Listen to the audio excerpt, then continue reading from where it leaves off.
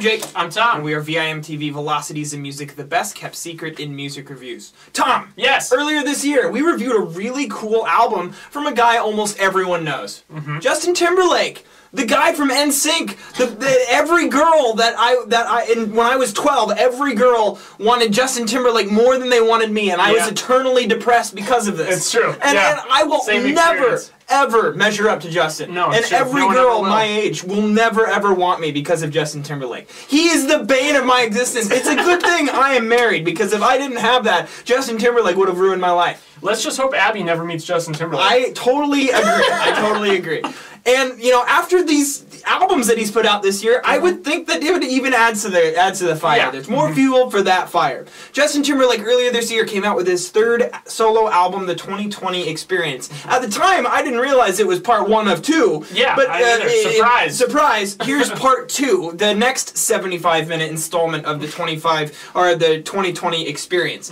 The first installment we liked. Yeah. Overall, it wasn't something that totally blew us away. We had some complaints, but overall, positive vibe. You know, Justin Timberlake is definitely experimenting with pop music in a way that I have heard very few pop musicians experiment.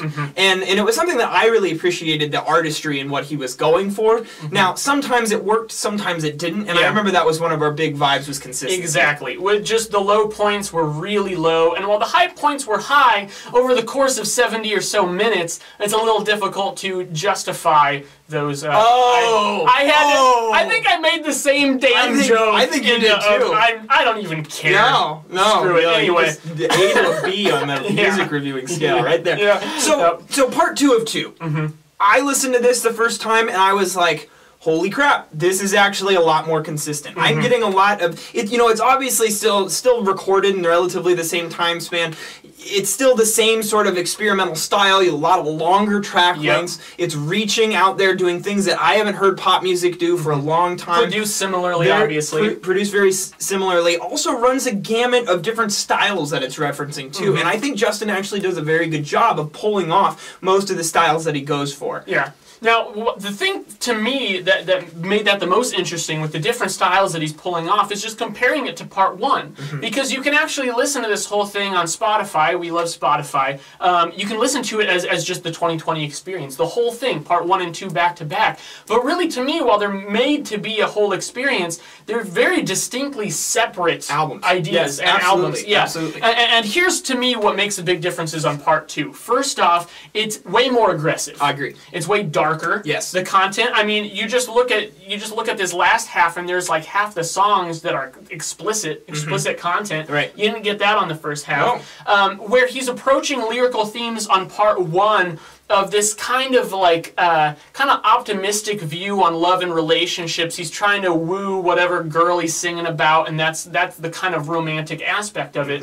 A lot of this album is about heartbreak, about you know, kind of dysfunctional relationships. It almost the emotions that you go through when you go through heartbreak, and the anger that's associated with it. You know, the 5 stages of guilt sort of thing. You know, it's like there's some really aggressive, not only lyrical stances, but even in Justin Timberlake's vocal presence. I mean, it's a lot more aggressive. He's doing some things vocally here that I think are awesome. Yeah. Specifically on the first track, Gimme What I Don't Know, I Want. True Blood, the second track, I think is great. I know I really like the track TKO. I wasn't as big a fan of that one. There were a few tracks on here that just didn't really stick out to me, and that was one of them. Now, I will say, though, I think that even what I would consider the lower points on this album, I think are still way better than the lower points on part 1. Yeah, I would agree with that. Now, I think that overall this is just a more high quality offering from JT. And really just the how well produced, how well written most of these tracks are, I feel like just sets this kind of a bar above. Like it's here's part 1, here's part 2. Yeah. Like it's just very evident. It's a significant step. Yeah. Now I will say at first well, I guess I kind of did like it right off the bat, where part 1 took me a little while, but I would say that I've liked this more and more the more I listen to it. There are some parts, I mean, some of these songs get excessively long. First of all, True Blood, my favorite track on the album. Yeah, mine too. Yep. Is 9.5 minutes long. I feel like it meanders a bit towards the end. Still does a really good job. That song really reminds me of Thriller, and it's clear that Justin Timberlake is trying to reference Thriller in that song. And they even have that homage with the laughing at the end. Yeah. You know, that kind of takes from Thriller a little bit.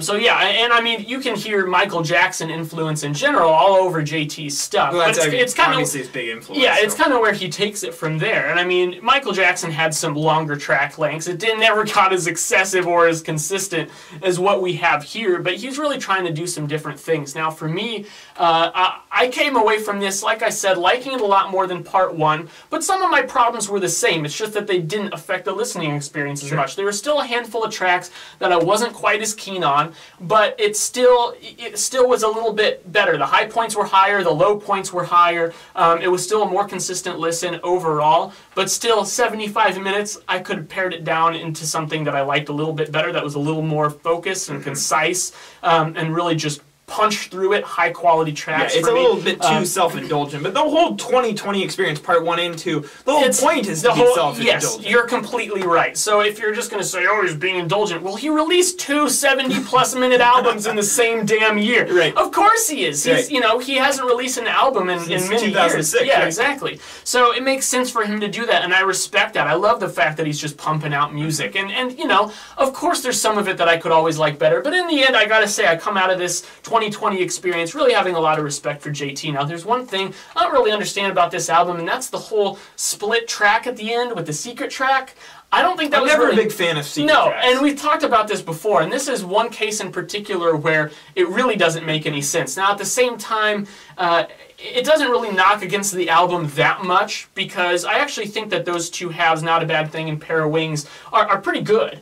It's a pretty good way of ending the album. They're not the high point. The only thing is, like, they don't fit with the first 10 tracks all have a defined aggressive dark sound, and then this is kind of a much more of a shift towards an optimistic pop. Yeah. And I understand that within the context of the 2020 experience, that makes a lot of sense. But to me, it's this split. It's why not just Pair of Wings, the hidden track, does not feel like it fits on the album. I still like kind of what he's doing there. I think it could have been more fleshed out. But in context of the album, correct, it doesn't make as much sense. And there's like barely any silence between the two halves, so I don't know why not just make it its own track. Right. Who knows? I don't really know what he was going for there, but... now, there's a couple guest spots in this album I want to note. Drake shows up in track 3, Cabaret. I actually think Drake's part is very good. Yeah, I think he does a good job. And then Jay-Z comes back again for track 6, Murder. Murder is a good track. Very aggressive. You know, it's obviously jazz influence, has some horns in there.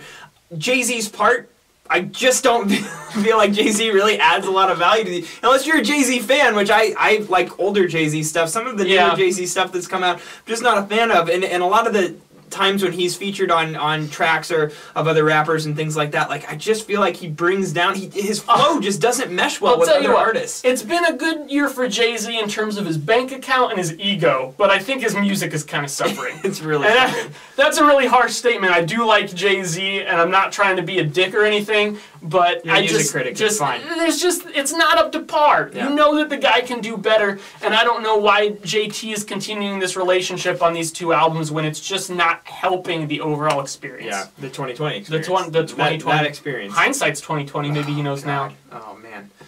Oh man. So, one last thing I want to say. An example of the different genres that Justin Timberlake is experimenting with on the 2020 experience is specifically part 2 and how well he does at executing them. Track 5, Take Back the Night. Neither of our track picks. Yeah. Not my favorite track on this album. However, I'm not the biggest fan of this genre in general. It's the synth, soul, pop genre. Yeah. Justin Timberlake does it extremely well. Yeah. I think that this is one of the best songs in this genre that I've heard come out in the last couple years. And there's a lot of bands out there trying to recreate this sound right now. And Justin Timberlake comes out just as a pop artist, able to just dominate that sound. I think that's impressive. I think that speaks to Justin Timberlake's ability as a songwriter, as a vocal performance, as a lyricist, whatever you need to label you need to put on him. Yeah. I think he's just a new pop legend. And we have to kind of respect what he's doing. I hope he comes out with more albums in the future. I know he's involved in business and entrepreneurial efforts and movies, obviously getting into movies. I hope he sticks with music over the long run, because I'd really like to see where this guy goes. I think he will. I just think it'll be a while between projects. Yeah, probably. What are you going to give this time? I'm going to give this a 78. I'm a little higher than you. I like this album overall pretty well. I'm going to go 83. So that puts this at an 81 for Velocities in Music. Trying to do, you know, just 5-point average here. What's 5 divided by... Okay, it's been a long day.